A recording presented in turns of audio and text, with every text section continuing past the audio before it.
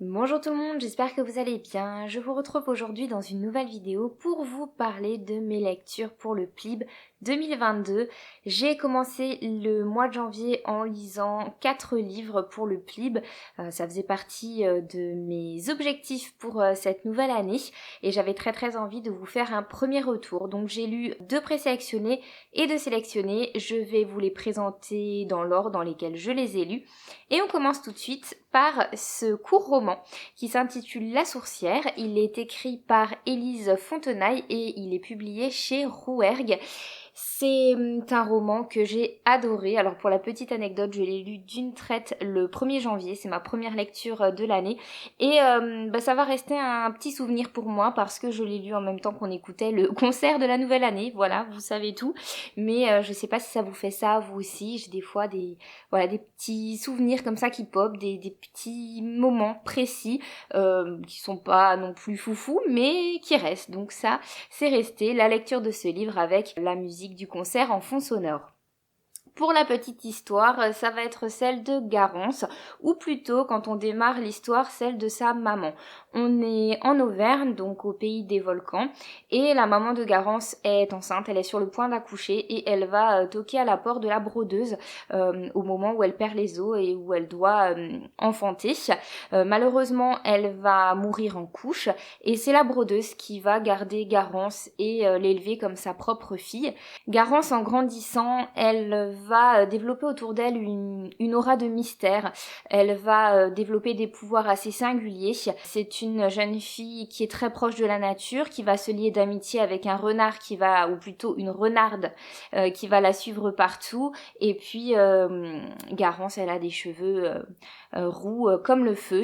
Elle est d'une beauté époustouflante, c'est la 4e de couverture qui le dit, et elle va attirer l'œil du Seigneur. Alors, Seigneur écrit S-A-I, comme saigner, un seigneur cruel qui, lorsqu'il va voir Garance pour la première fois, va développer une espèce d'obsession pour cette jeune fille, et il va y avoir comme une sorte de course-poursuite entre lui et elle, lui qui est entouré de ces moines rouges qui sont tout aussi cruels que lui. Donc voilà un petit peu pour le résumé, je ne peux guère vous en dire plus, vous vous en doutez bien. Vu la taille du livre, c'est vrai qu'il est très court, pour moi il s'apparente presque à une nouvelle. Je sais que certains ont reproché la longueur de ce roman, moi je trouve qu'elle est juste parfaite. Il en faut ni plus ni moins, l'histoire est bien comme ça et vraiment mais gros coup de cœur.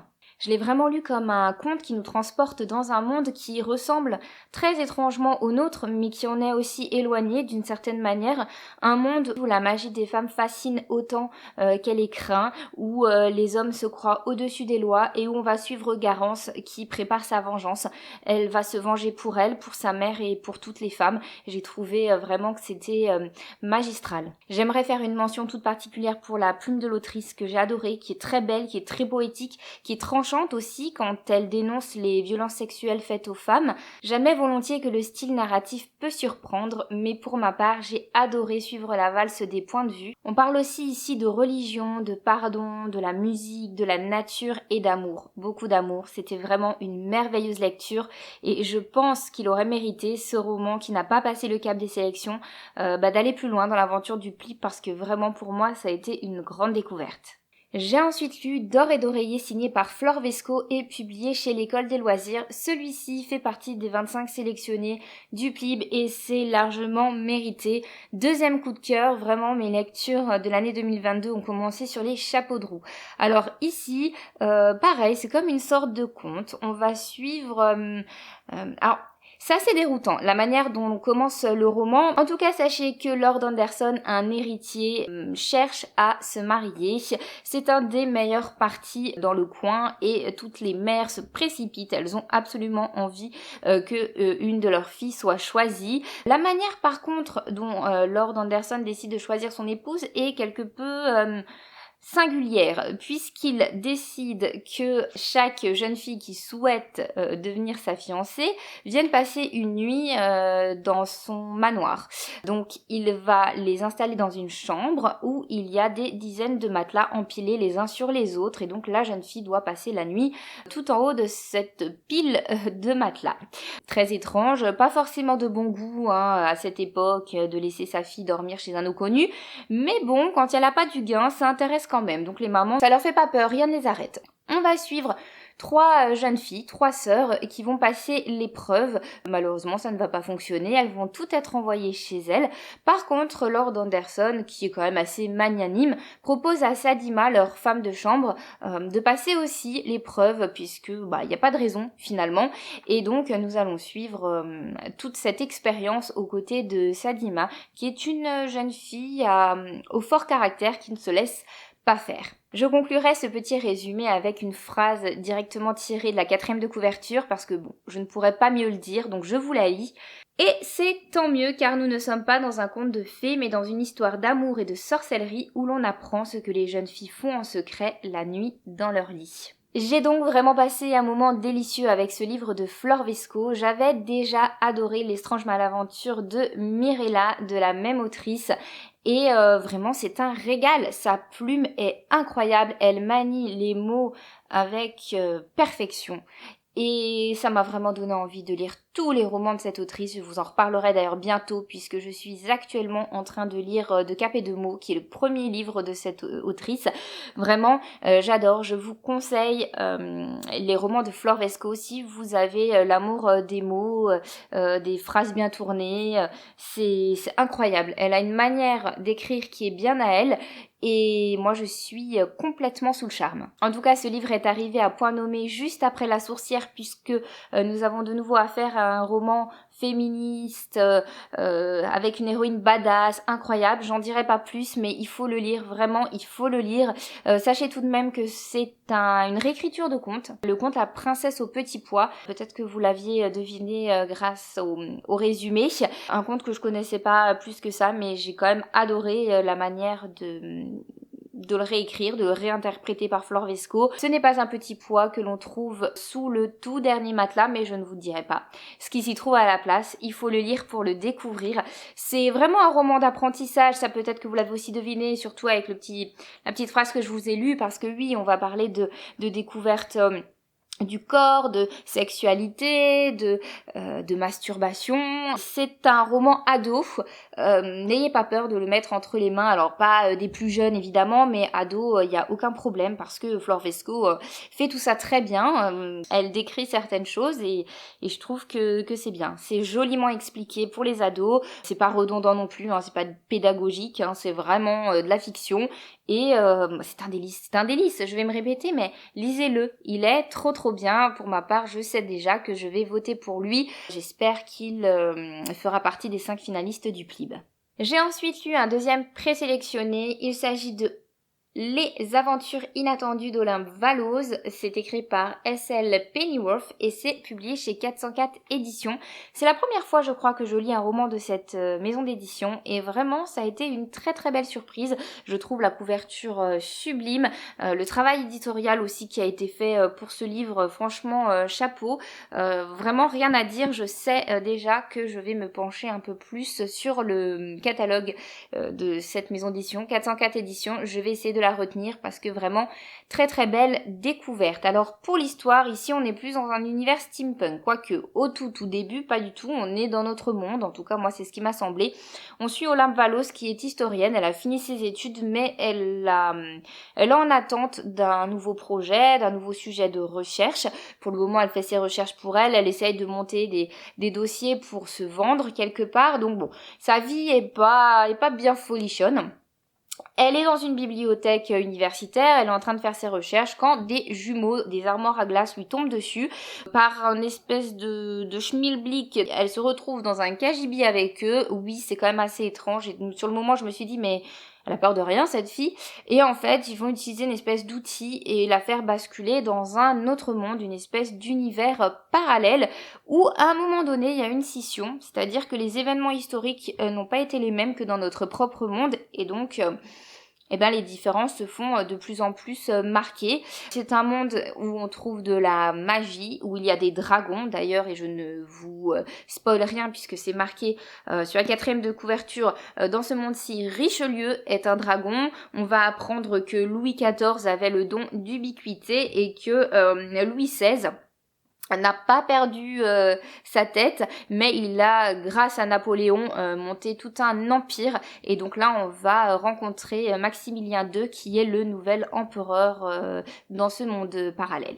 Pourquoi est-ce que les deux armoires à glace sont venus chercher Olympe Vallose? Tout simplement parce que le monde donc de Maximilien II est en péril et il pense qu'il n'y a qu'elle pour l'aider.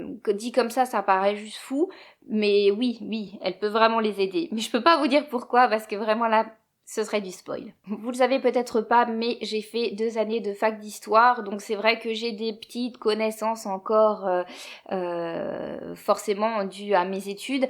Et donc vraiment ce livre au début, ça a été un peu dur pour moi parce que j'ai dû tout oublier. Voilà, toutes mes certitudes, tout ce que je savais sur l'histoire de France, à la poubelle. On a affaire à un monde qui a complètement changé en fait, où les noms, les lieux sont les mêmes et en même temps ils sont très différents. Voilà, c'est un monde qui ressemble au nôtre, mais qui est très différent. Je sais pas si je le dis bien. Donc, il faut balayer toutes ces certitudes et se dire, ok, c'est pas grave, on va tout réapprendre. Bon, ça tombe bien, on réapprend tout aux côtés de Olympe. Donc ça, c'est plutôt pratique. Et franchement, une fois que je me suis lancée dans l'histoire, je me suis vraiment laissée embarquer et j'ai adoré. Alors, j'adore le steampunk, donc c'est toujours un plaisir pour moi de découvrir les moyens de transport, les petits outils qui facilitent le quotidien. Ça, j'ai trouvé ça cool.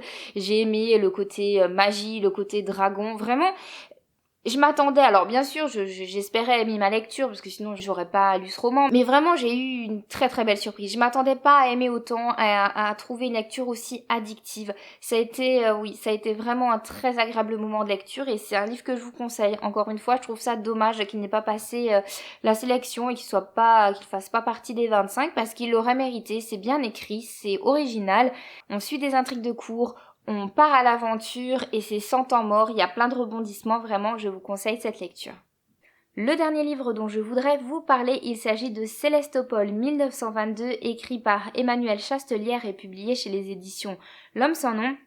J'en profite pour remercier la maison d'édition L'Homme sans nom qui a offert l'e-book de ce livre à tous les jurés du PLIB. Je vous mets le petit visuel donc, puisque je n'ai pas le livre physique avec moi. Alors, je vous en ai parlé dans ma vidéo objectif pour l'année 2022. Je n'ai pas forcément voté pour beaucoup de titres qui se trouvent dans les 25 sélectionnés. Ça a été une petite déception pour moi et c'est vrai que c'est pas évident de me lancer dans la lecture de certains titres qui me font pas forcément envie à prime abord. C'est le cas de Célestopol 1922. Alors pour être honnête, je me rappelle plus si j'avais voté pour lui au départ ou pas, mais en tout cas là, ça me disait trop rien. Donc j'étais pas forcément partie pour le lire au départ et puis j'ai croisé sur Internet, sur Instagram, beaucoup d'avis positifs à son sujet. Donc finalement, je me suis dit, allez, pourquoi pas, je me lance. Alors, très difficile pour moi de vous faire un résumé. D'ailleurs, je vais pas essayer. Tout simplement parce que c'est pas un roman, c'est un recueil de nouvelles. Il me semble qu'il y a une 15aine de nouvelles. Donc voilà, pas évident. Mais sachez simplement que le personnage principal de ce recueil, c'est Célestopol. Et Célestopol, c'est une ville qui se trouve sur la Lune, qui est dirigée par le duc Nikolai, qui est le fils de l'impératrice de Russie. On est à nouveau dans un espèce de monde parallèle au nôtre, où à un moment donné les événements n'ont pas abouti de la même façon, ce qui fait que ça ressemble de moins en moins au monde qu'on connaît aujourd'hui, enfin en tout cas qu'on connaissait en 1922. Là on suit un empire russe tout puissant. Et donc on va vraiment découvrir la ville de Célestopol grâce à différents points de vue et donc grâce à différentes nouvelles. Individuellement, globalement, je les ai bien aimées. Certaines plus que d'autres, certaines franchement moins. Mais globalement, je peux pas dire que c'était plutôt chouette, c'est bien écrit et quand on lit la nouvelle, on a envie de connaître la fin. Par contre, et c'est là où j'ai eu un peu plus de difficultés, c'est que j'ai pas eu ce côté addictif. Alors, est-ce que c'est parce que c'était des nouvelles? Peut-être. C'est-à-dire que vous arrivez à la fin d'une nouvelle, ben c'est la fin. Et donc vous n'avez pas forcément ce truc de vous dire « Ouh là là, j'ai absolument envie de savoir la suite ». Ben non, en fait c'est lire une autre nouvelle. Et ça, comme je l'ai pas eu, j'avoue que j'ai mis beaucoup de temps à lire ce recueil. J'ai même à mi-parcours fait une pause. J'ai lu 2 autres livres dont je vous parlerai dans une autre vidéo parce que c'était des livres qui n'étaient pas du tout pour le PLIB. Parce que je me suis dit, il faut que je fasse une pause, que je lise autre chose et que je laisse mon intérêt se raviver pour ce livre-là. Et donc j'y suis revenue et puis je l'ai terminé. Et je peux pas dire que ce soit mauvais, mais bon, vous l'avez compris, c'est quand même un avis en demi-teinte. Je ressors mitigée de cette lecture parce que je l'ai pas trouvée addictive et parce que pour moi le plaisir que j'ai eu en lisant ces nouvelles était assez inégal de l'une à l'autre. Alors j'ai beaucoup aimé le duo que forment les personnages Arnrun et Wojtek. Je sais pas si je prononce très bien, c'est des noms russes et suédois, donc pas évident pour moi. On les voit apparaître dans plusieurs nouvelles différentes et c'est vrai que quand ils étaient là, j'ai vraiment beaucoup aimé. On est à nouveau dans un univers de steampunk et comme je vous le disais avant, c'est un genre que j'aime vraiment beaucoup, donc ça m'a plu. Par contre, par exemple, la nouvelle La fille de l'hiver, qui fait 55 pages, qui est quand même une grosse nouvelle dans ce recueil, et moi qui m'a semblé, mais je me trompe peut-être, en fait j'ai vraiment eu l'impression que c'était le clou de ce recueil, genre la nouvelle. Pourtant c'est pas la dernière, il y en a une encore après, j'ai trouvé ce choix étonnant. Moi j'aurais peut-être terminé le recueil par La fille de l'hiver, mais bon voilà, c'est pas moi qui décide, n'est-ce pas? J'étais très mitigée sur cette nouvelle qui nous apprend des choses, mais ouais, j'ai eu du mal. J'ai eu du mal à lire cette nouvelle. Dites-moi ce que vous en avez pensé si vous avez aussi lu déjà ce recueil. J'irai pas plus loin sur cet avis-là. Vous avez compris que je voterai pas pour lui dans les finalistes. Je suis quand même contente de l'avoir lu, de m'être fait mon propre avis. Mais voilà, c'était pas la lecture de l'année pour moi. On termine sur un point un peu plus mitigé, mais c'est pas trop grave dans l'ensemble. J'ai apprécié mes lectures, surtout les 3 premières qui ont été formidables. Et le mois de février commence à peine pour moi à l'heure où je vous filme cette vidéo, donc je vais encore lire d'autres titres pour le PLIB avant justement qu'on passe au vote, donc je reviendrai dans une nouvelle vidéo pour continuer à vous faire un retour sur ces lectures-là. Dites-moi dans les commentaires si vous participez aussi au PLIB, ça m'intéresse. Et écoutez, moi je vous fais plein de bisous, je vous souhaite de belles lectures et je vous dis à très bientôt pour une prochaine vidéo. Bye bye!